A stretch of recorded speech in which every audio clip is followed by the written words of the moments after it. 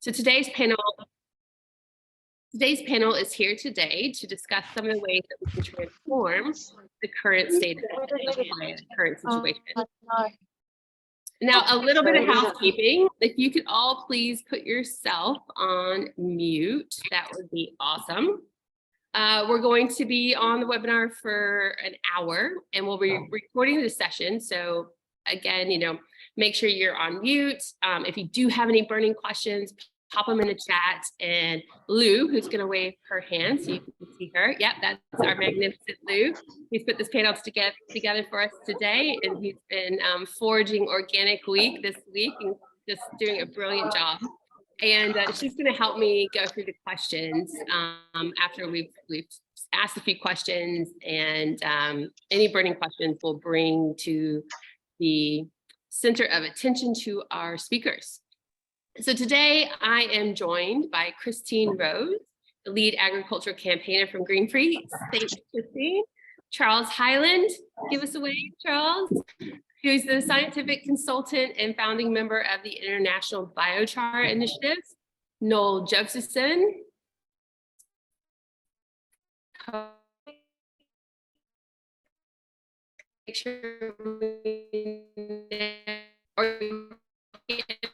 Dairy farmer and owner of Shortland Farms, and Kaitlyn Lamb. There's Kaitlyn. There we go.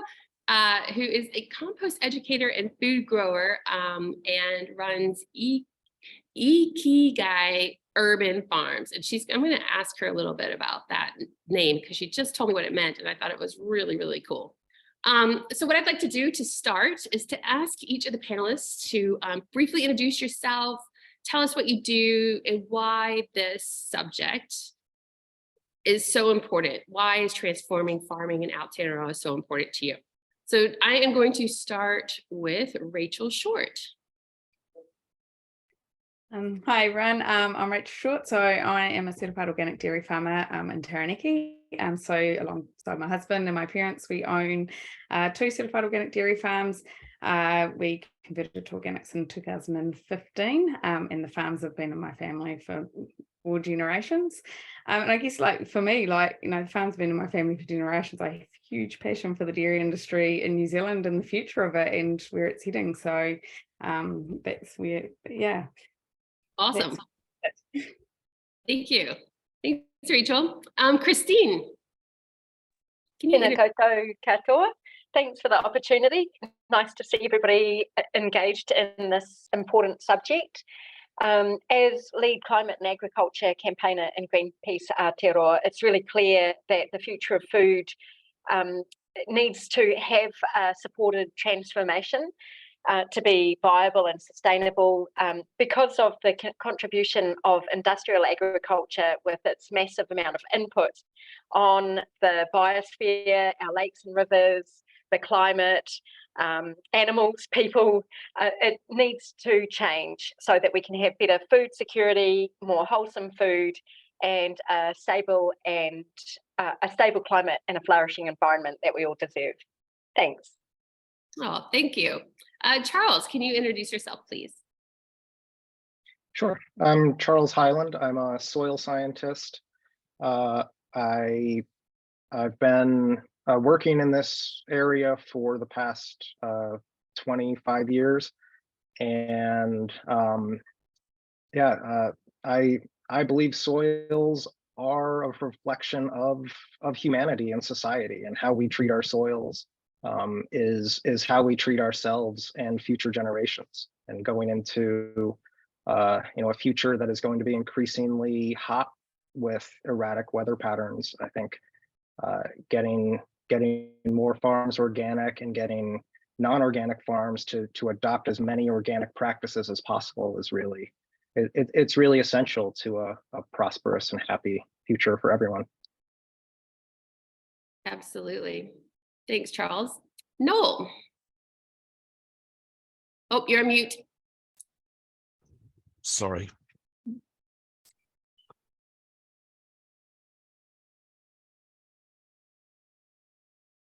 Oh, you're on Sorry. mute. Thank you. Sorry. Kia ora te tau. I'm obviously technically incompetent. I'm co-founder and chair of Ceres Organics. I've worked in organics for the last full-time for the last 36 years. I think organics is really important as a pathway to renew our relationship with nature, to which we've become quite estranged. And also, I think it's really important for New Zealand, the pillars of our economy being agriculture and tourism, that the reconciliation between the two of them is actually a sustainable or organic approach to agriculture. Awesome, thanks. And Kaitlyn. Kia ora everyone, I'm Kaitlyn. I'm a second year geography and French student at the University of Canterbury, but I'm also a compost educator, a food grower, and I run the compost club at the university.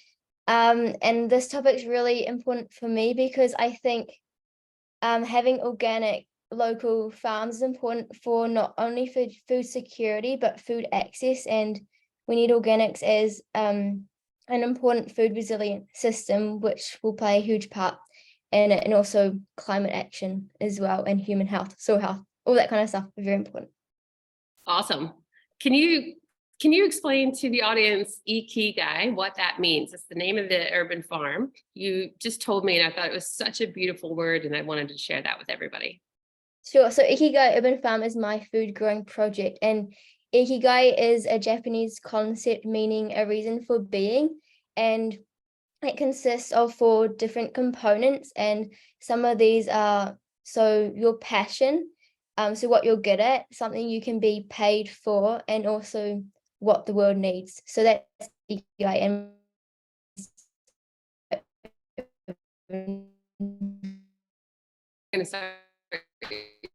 So let's start.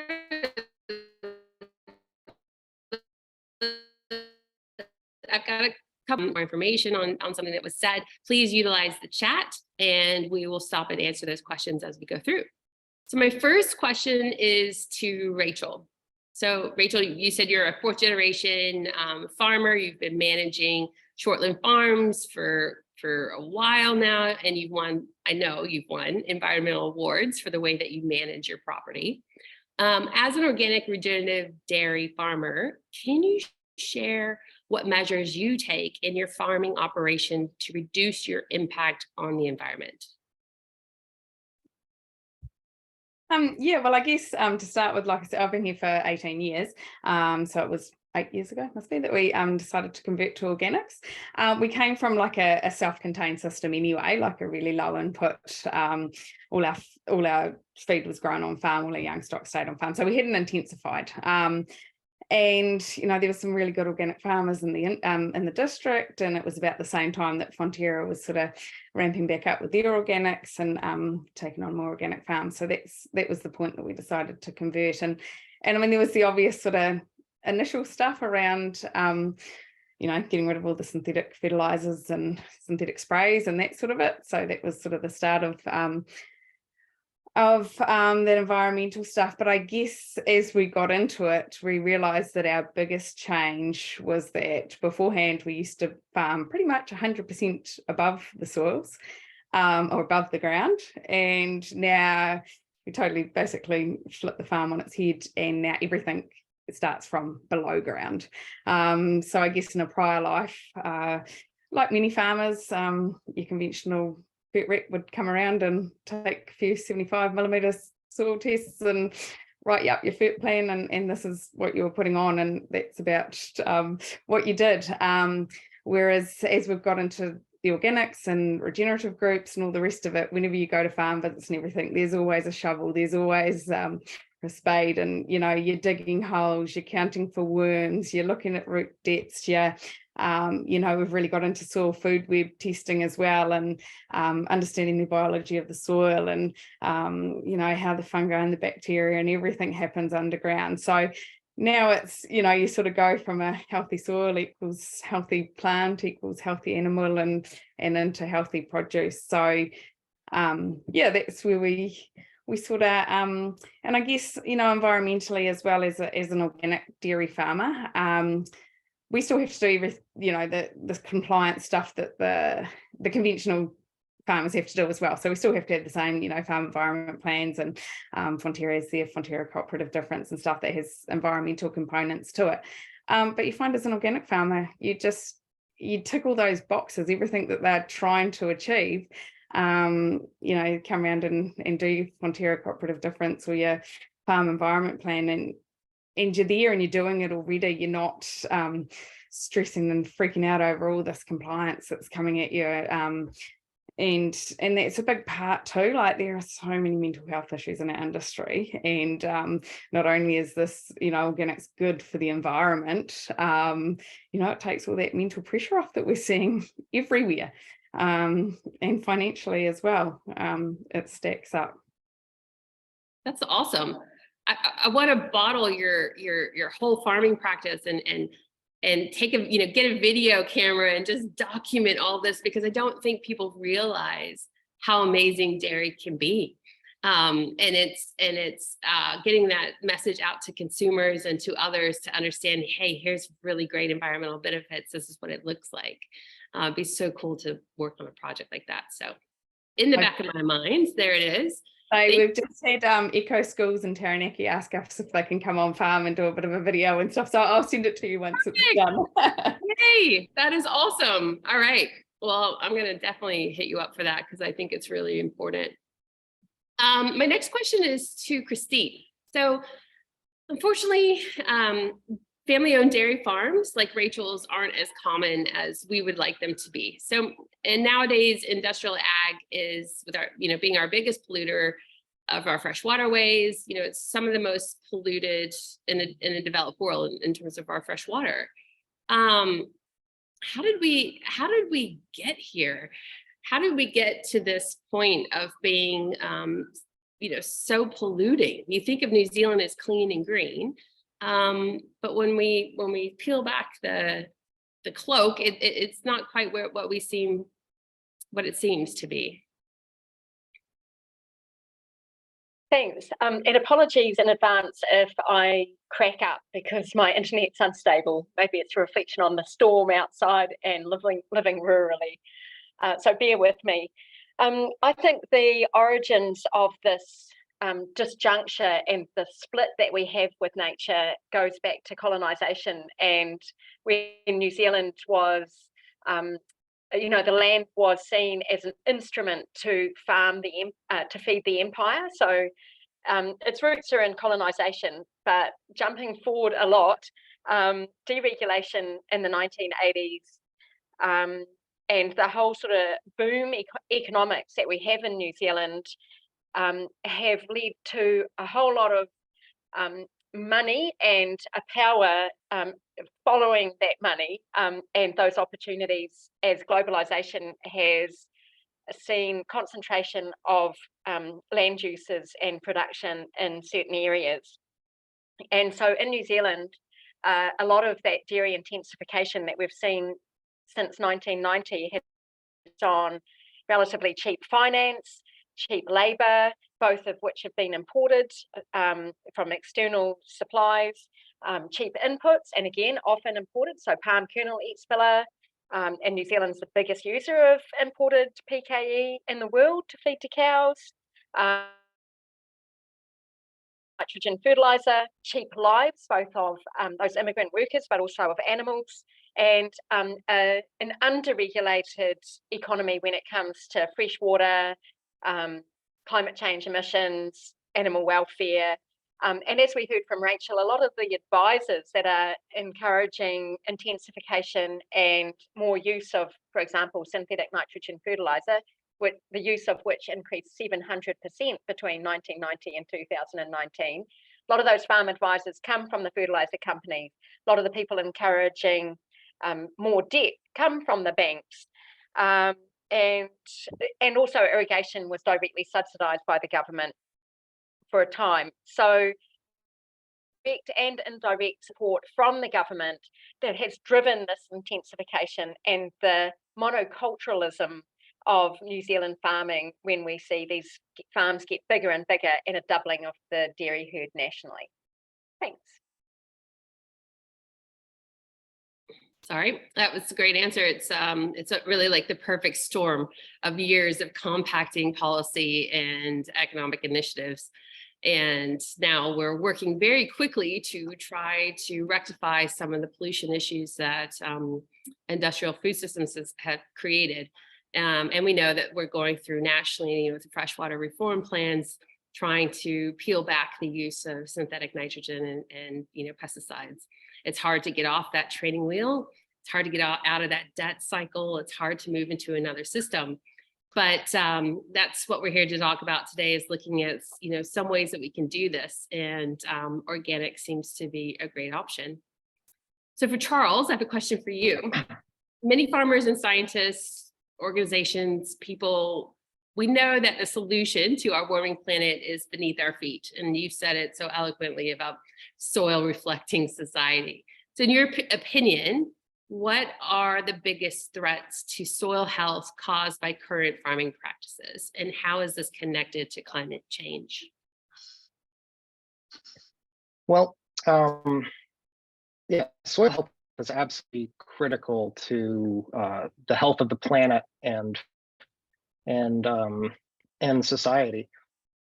In New Zealand, in my opinion, the single biggest threat to soil health is soil erosion.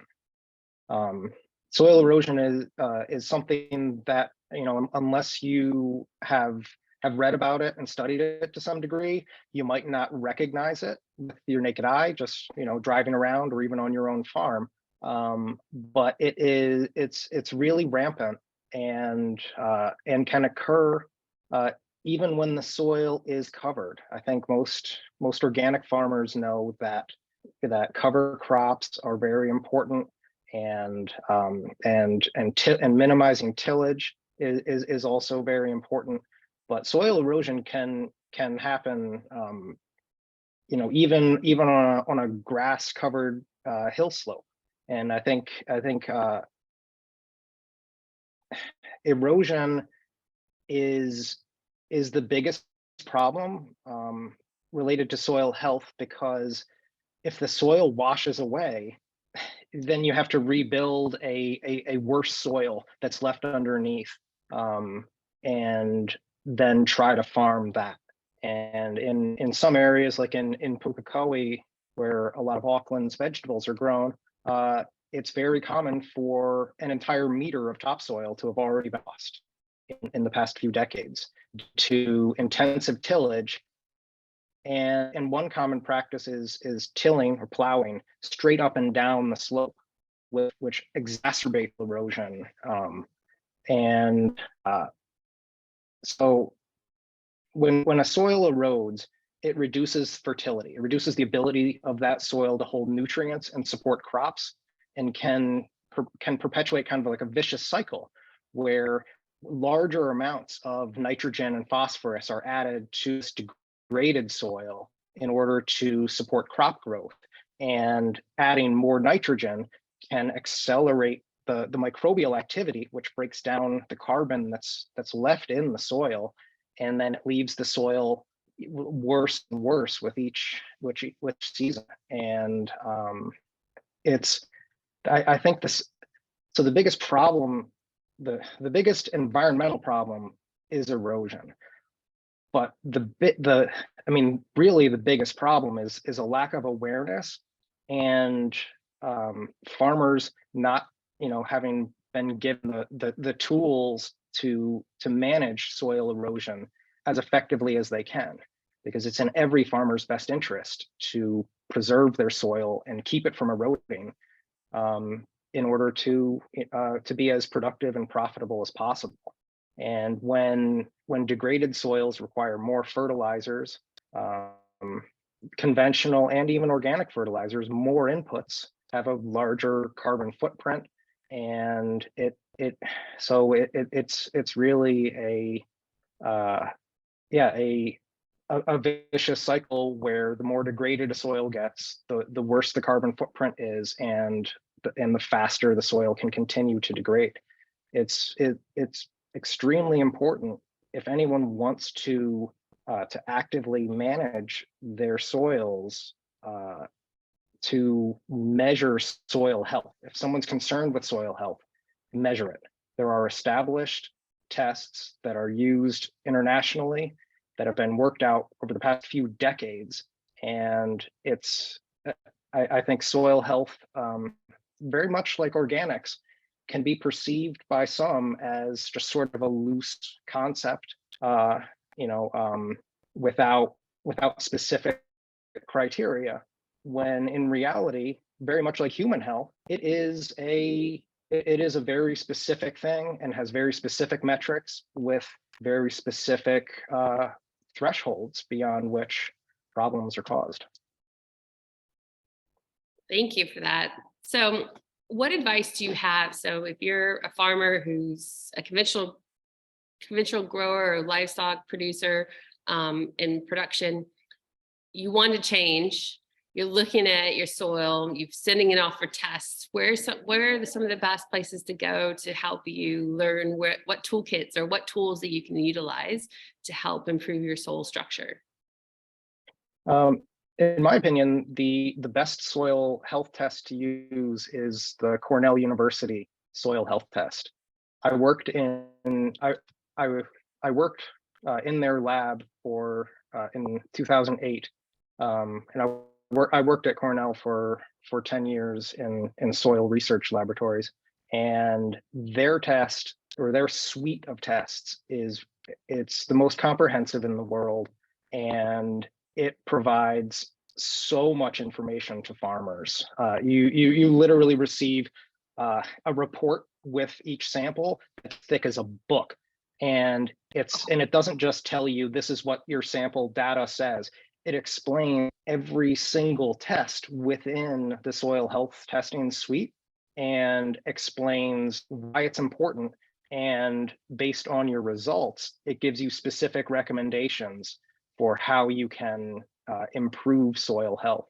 And then if you send tests in, say every year or every time you're sending in soil samples for nutrient recommendations, you can get some sort of sense of how your management practices are either improving soil health over time, or it can identify issues that you might not be aware of just by looking at the farm. That's awesome. Cool, thanks for that. Actually, I'm going to jump over to Kaitlyn. So we're looking at soil on a broad scale, and I'm going to ask, Kaitlyn, you're on a mission to create small-scale organic farm in Christchurch, to serve your local community. What inspired you to go into this business, and what are some of your biggest challenges?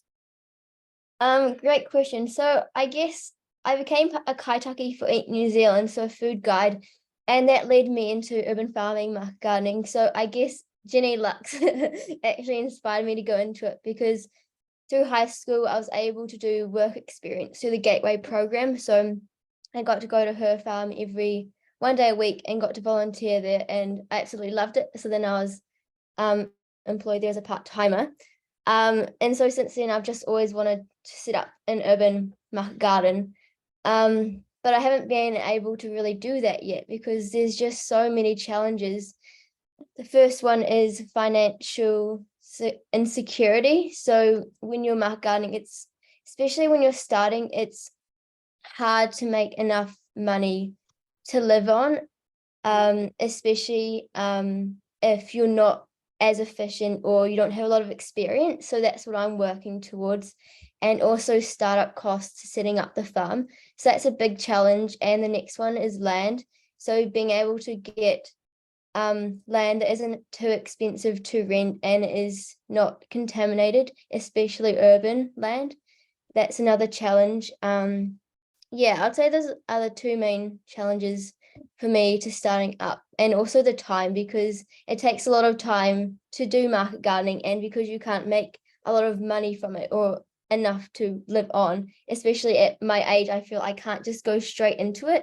Hence why I haven't really started. But if I could, I definitely would do it right now. So I feel like it's still a few years away before I can get into it. So yeah. Do you have some support of some of the local councillors that Are they excited about what you're doing? Well, I haven't approached the council because I feel like they can't help me. Yeah. Um, So no, this is with one of the halls of residence at the University of Canterbury. And they're super supportive with money and everything that I need, resources.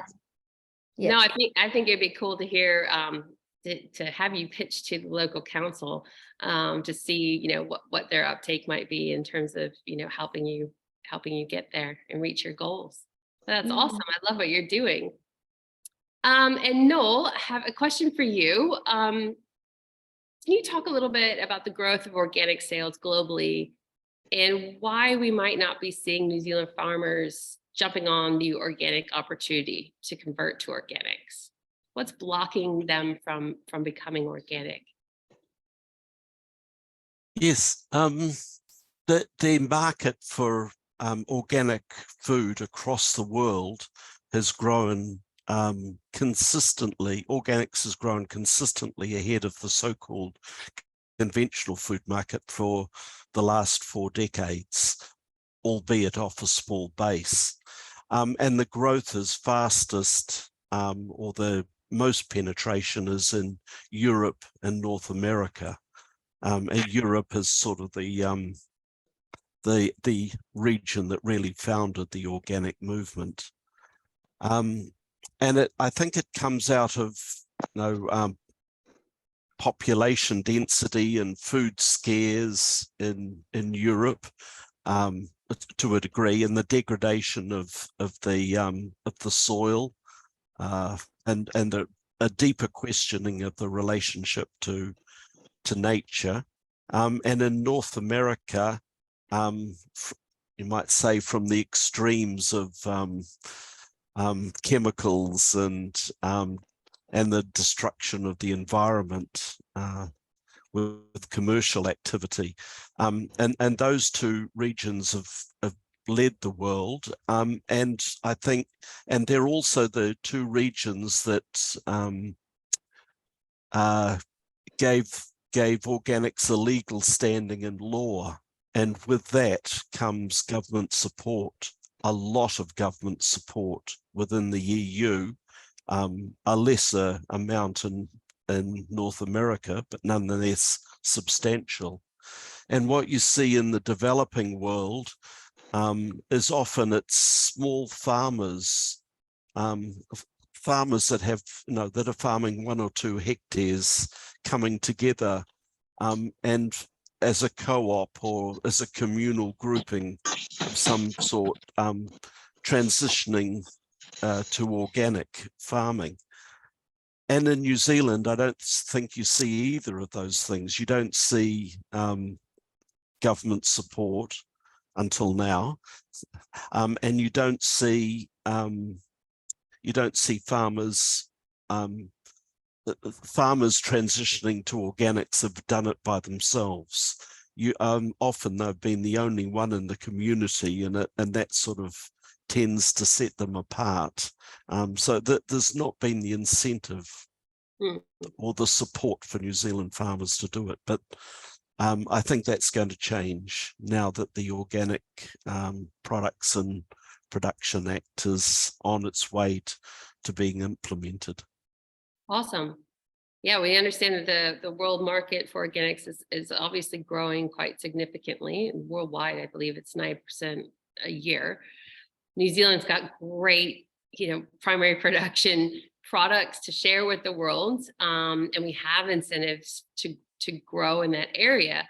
But there's something that there are things that are missing. So, Rachel, from the dairy production standpoint, why do you think, what's the missed opportunity with those not converting to organic? Why aren't more dairy farms converting to organic at this time? I would say that there's a number of different reasons. One being that we still have a very strong influence of conventional scientists. Right, short. Oh, is someone speaking to me? Oh. We have the conventional soil scientists in our industry still have a very big influence. They're the ones that are influencing the universities, our industry bodies such as Dairy NZ. We're still seeing, you know, best practice farming coming through with a lot of conventional. And I think from farmers themselves too, like we hear all the time that, you know, New Zealand is the most sustainable producer of dairy in the world, or that we already are regenerative, or we are the most efficient producers in the world, so they don't feel a need to change, so to speak. And I also think that there is a big number of farmers as well that, and it's probably through the influence of conventional science and whatever as well, who do believe that the answer is that we need to get methane vaccines into the country for our animals, and that we need to get in methane inhibitors to add to our feeds to reduce the methane in our animals, or that we need GMO seed. There is a big side of the sector that's still influenced in that direction. So, but our industry bodies, you know, they haven't, you know, they just haven't clicked on to organics, and we hear, you know, and the conventional scientists do have that power of influence to really discredit organics still. That's unfortunate. Yeah, the silver bullet, finding this silver bullet to fix everything approach is, as an American, I can tell you, it's caused quite a few headaches, and it completely disrupted our entire agricultural system, and we're still working our way, crawling our way out of, you know, $420 billion of debt that comes with that silver bullet system. So unfortunately, yeah, that's again another subject for another webinar. We could go into so much detail, but I'm actually interested to hear from Christine about what you think the government should be doing to help farmers convert to much more, you know, climate friendly and organic regenerative farming practices. Thanks.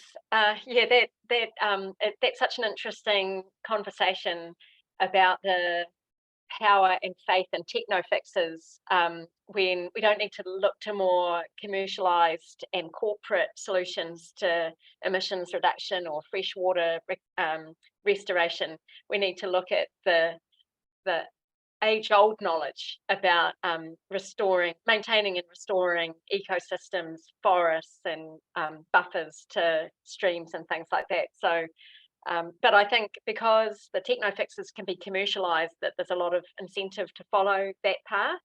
And we see that with the government, with, you know, a lot of money going into methane inhibitors, and even in the recent, latest emissions reduction plan, the lion's share of money going into these techno fixes, rather than supporting farmers to change their practices on the ground that actually reduce their costs and increase productivity. So it's not enough for the government just to remove restrictions to a transition to more plant-based regenerative organic farming, which is needed, and we see that through all the science that's coming out from the Intergovernmental Panel on Climate Change. So it's not enough for the government just to remove obstacles, and we are seeing some of that, for example, with the organics legislation, but the government actually also needs to actively support the transition, the same way that they have actively supported the intensification model, because it's not a level playing field at the moment, and it needs to be not just a level playing field, but much more incentives to that transition to ways of farming that work with instead of against nature. And really, the future depends on it. So if there's no greater incentive than that. Government needs to get out of the way, but they also need to really change those settings and directly support those transformations. Absolutely. And Charles, I wanted to jump to you from the scientific point of view, looking at the techno fixes and looking at some of the conventional science that's coming out that's sort of spearheading, especially in the dairy sector. What do you think about that? Like, do you hit your head against a wall, or are you looking at, at opportunities to say, well, actually there's a different way that we can approach this? How do you get your science into the mix with the conventional science? It's definitely challenging, especially whether it's climate, positive farming, or even just sustainability in general. There's a widespread misunderstanding about what being environmentally friendly means.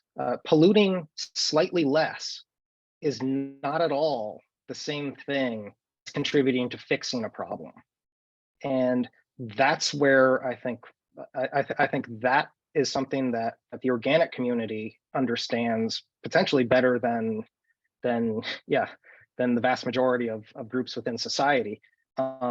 But even there, without measuring and being able to put hard numbers on how a farm is performing, there's too much guesswork involved for most farmers and organic farmers to feel like they know exactly what they need to do in order to achieve carbon positive farming or climate positive farming. So to move New Zealand closer to truly sustainable agriculture, the first thing is to promote regenerative agricultural practices across the board for all farmers. In my opinion, the greatest value of regenerative practices, or just philosophy, is for individual farmers to figure out on their own land how much fertilizer they actually need, rather than simply following the instructions of the salesperson who provided the fertilizer and inputs to them, and often collected the soil samples for them and told them what tests to run.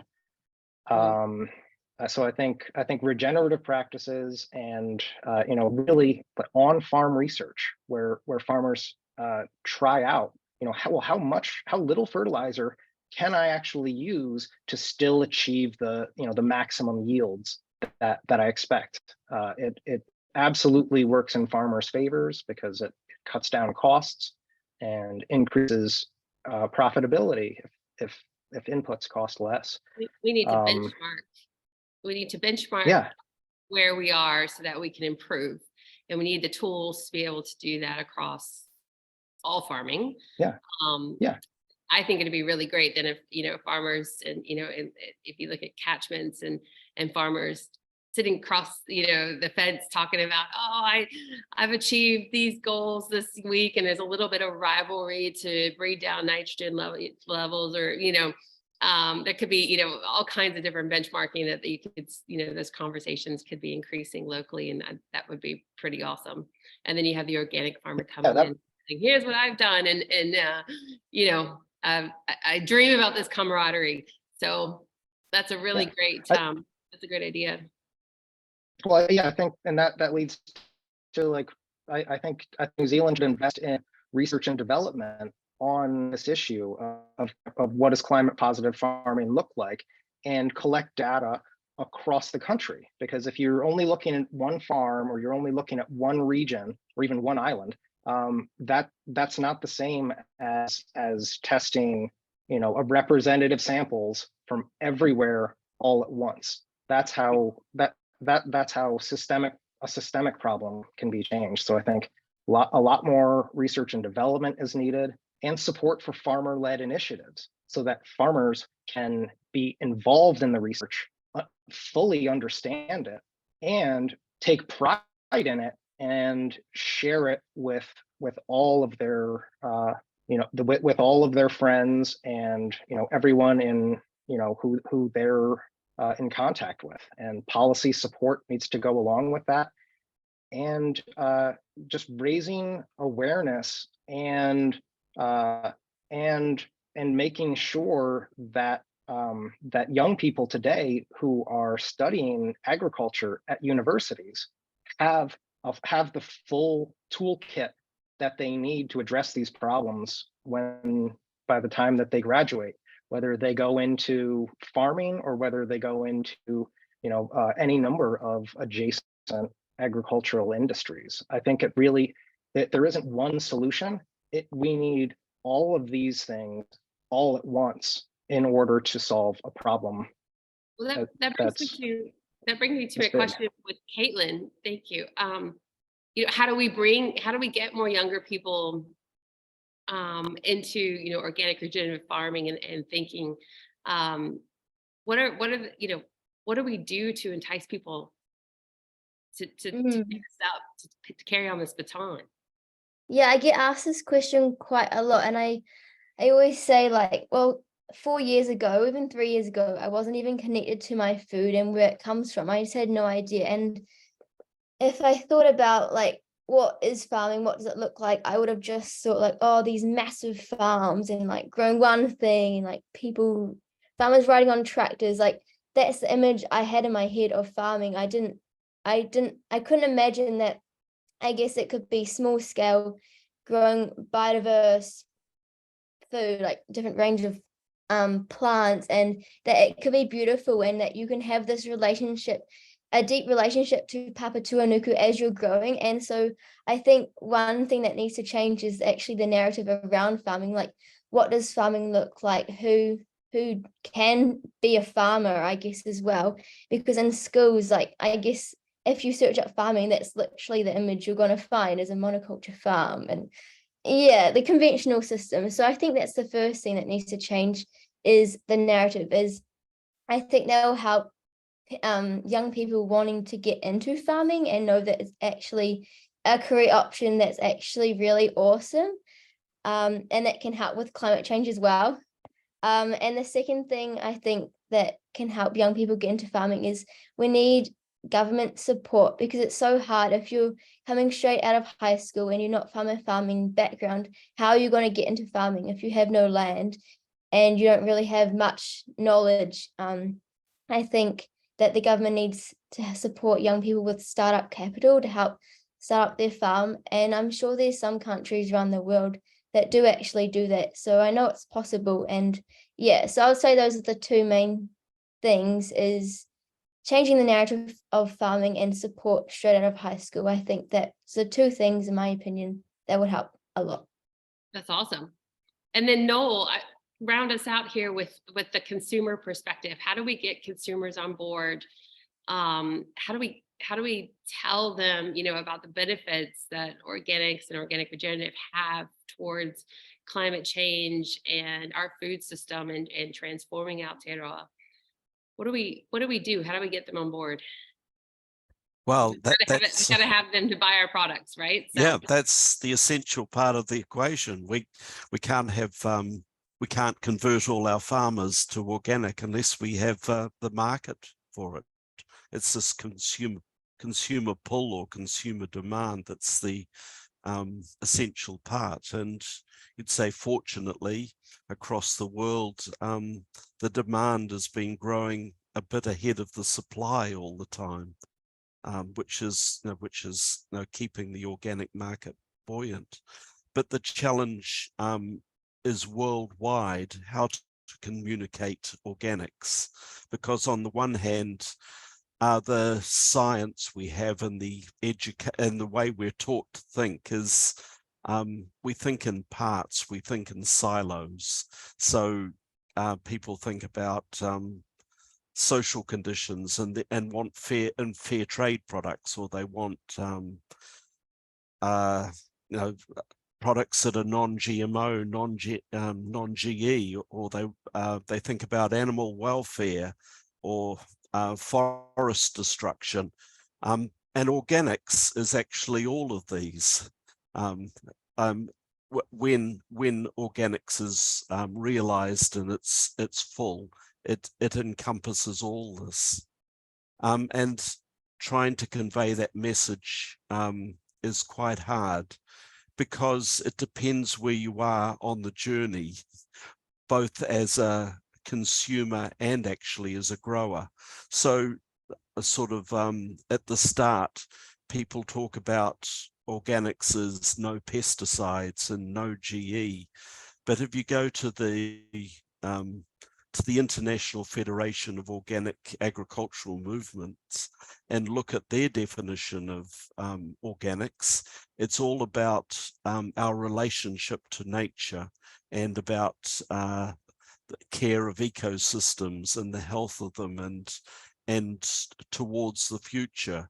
And so it's like a philosophy towards nature. So it depends where you are on your journey as a consumer, and I think it's very important to understand the hurdles consumers have jumped, such as the hurdle of price, and what value they see in organics, and to build messages around that. Awesome, thank you. I wanted to just pause here a moment and answer any questions that may have been written or that you'd like to ask, dear audience. Lou, do we have any questions that we can ask at this moment in time? We do. Well, we've got Noel. Emily was asking, she's curious if Ceres Organics is able to sufficiently source local organic ingredients for their products, or if they have to import ingredients, and is there sufficient supply chain here in New Zealand? We do import. If you look at New Zealand agriculture, we're very good at growing grass and very good at growing fruit and vegetables. What we grow in the way of grains or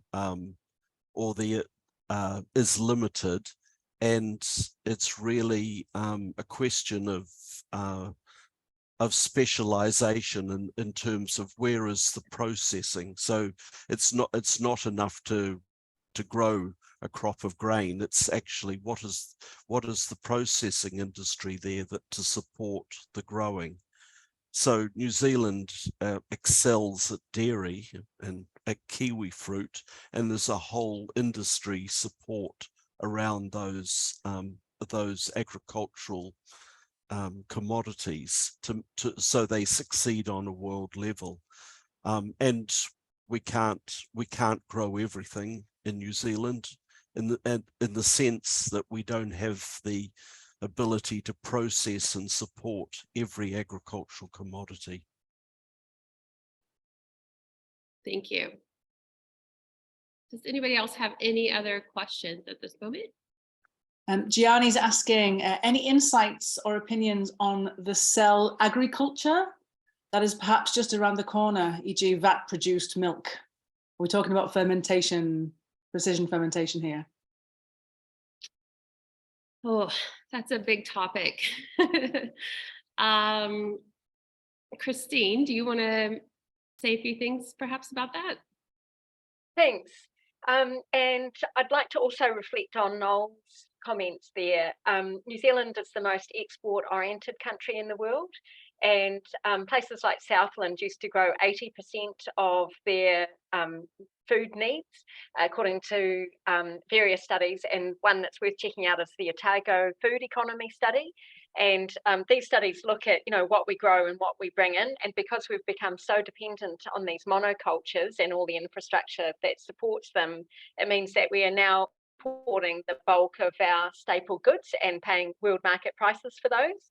And I think we see the importance of government support in that oats grown in Southland were being exported to Sweden to be made into oat milk and then brought back to New Zealand for consumption. And the government has recently invested in the oat milk processing so that we can do more of that here. And more diverse food production does give us more resilience. And I think that, people like George Monbiot talk about precision fermentation and lab grown milk and meat as the new thing around the corner. And Fonterra obviously sees some of that because they've got some investments in lab and vat dairy products, and they would be quite a good use of their massive silos and vats and things that may become stranded assets as the world, particularly global food producers, who at the moment are the bulk of our purchases of whole milk powder, If they can have milk powder ingredients, for example, for their confectionery, then they won't need the cow. And so those changes, those disruptive new forces could be upon us in a really short space of time. I mean, there are plenty of people who are not going to be interested in lab-grown meat or milk, but then there is also a growing appetite, literally, for conventional plant-based products, and they also dispense with the cow and the sheep. And so that's why we're seeing this rise in oat milk and hemp milk and almond milk. So I think there are two fronts that threaten the conventional industrial agricultural model. They are the sort of high-tech lab and vat agricultural replacements, and also the diversification into more plant-based products. Great, thanks. Any other questions right now before I ask a few more questions with the remaining of our time? And one of the questions I wanted to ask Rachel is, what is your vision for the future? What is your hope for the future as an organic dairy producer? Oh God. Our like big moment of massive big question. Like absolutely just want to see it acknowledged as far as, like, you talk about my own farm or as in the whole industry, but as far as the whole industry goes, like absolutely first step is just actually having us acknowledged as part of our industry. And I think we're very lucky in Coastal Taranaki because there's a good cluster of organic farms, so we're pretty normal around here. Whereas you know, there was talk, I think it was Noel that said before, you know, sometimes an organic farm might be the only one in the area, and it makes them quite isolated and stuff, and we do see that. So it is really like the growth of it, it's actually, and you know, we talk whole ecosystems and we talk mental health and we talk all, at the end of the day, organics is just, it's a whole community, thriving ecosystems, thriving communities, and I think it feeds right through into the mental well-being of people, and I think that's, you know, and whether it comes to environmental or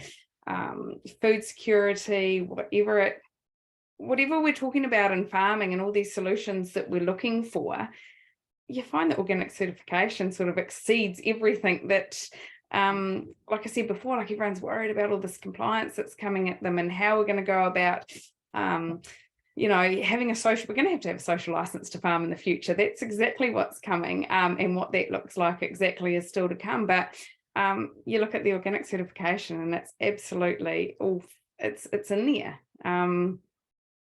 So I don't know if I really answered your question very well, or that's awesome. But the recognition of organics for what it is and the role it plays in farming is something that I would love to see across all, you know, primary production sectors that organics is existing in. That's a great first step. Absolutely, benchmarking is also another way to do that and help us prove those numbers. What about you, Charles? What is your hope for the future here? I think big systemic problems rarely ever have simple solutions, and even when they do, it takes a complex process to identify those simple solutions. I think that one of the best things the organic industry could do is to develop something like an extension service to work with farmers, similarly to how it was mentioned that conventional farmers and the conventional industry has a network of employees getting their messages out and getting their data out. I think if there was something, you know, akin to an extension service, working with farmers on these environmental issues, you know, production, I think New Zealand organic farmers have a fantastic system available to them for, you know, for guiding them for producing. But environmental stewardship is something slightly different and has different metrics. So I think first, conduct soil tests and think carefully and talk to some experts, particularly experts who aren't selling you a product based on those soil tests, about which tests are the most appropriate for you. Because I don't need to get into specifics too much, but it's pretty widespread, in my opinion, for some inappropriate macronutrient tests to be done. And so that's one. Promoting soil health through gathering data. So showing at scale, these are farmers across the country who are measuring soil health. These are the management practices they're using. These are the results. That's a much more compelling, or persuasive argument than one-off, examples or guesswork. And I think encouraging integrated pest management is also essential when it comes to pesticides. I think the vast majority of farmers I've worked with in my career spray pesticides proactively rather than reactively. And anything we can do, even if farmers are still using pesticides, if they can use just as little as they need, it's that would be an enormous help to the environment. And the organic sector is perfectly positioned to show how well integrated pest management can work across the country. And promoting alternative nutrient sources. I think whether it's nitrogen, which organic farmers have, generally like a really wide variety of great nitrogen sources. Phosphorus can be a little more tricky, and I think if we can show at scale how effective and how efficient some forms of phosphorus are compared to others within organic farms, that could have a huge impact. And all of these things need to be promoted through education and farmer training, so that everyone can not just receive the best information, but have a chance to discuss it and then get some practical experience with how to use that information to make their farm and the environment better. And lastly, collaboration between industry and government towards these goals is really essential. It's when it comes to systemic environmental problems, cleaning up one, like a part of one sector, isn't enough. I think the organic sector is just perfectly positioned to be the example that not just all organic farmers can follow, but all farmers, if the data is collected and like at scale, and we can prove what the effects of organic farming methods are individually. I think each individual organic conservation practice, whether it's tillage or nutrient management or any of the others, they need to be looked at individually, so that farmers can, when they have a decision to make, they can understand, the costs and benefits of each individual management practice, and then make an informed decision about how to change it. Because if people don't have enough data to guide their decisions, then sometimes they don't make the decision. Awesome. Thanks, Charles.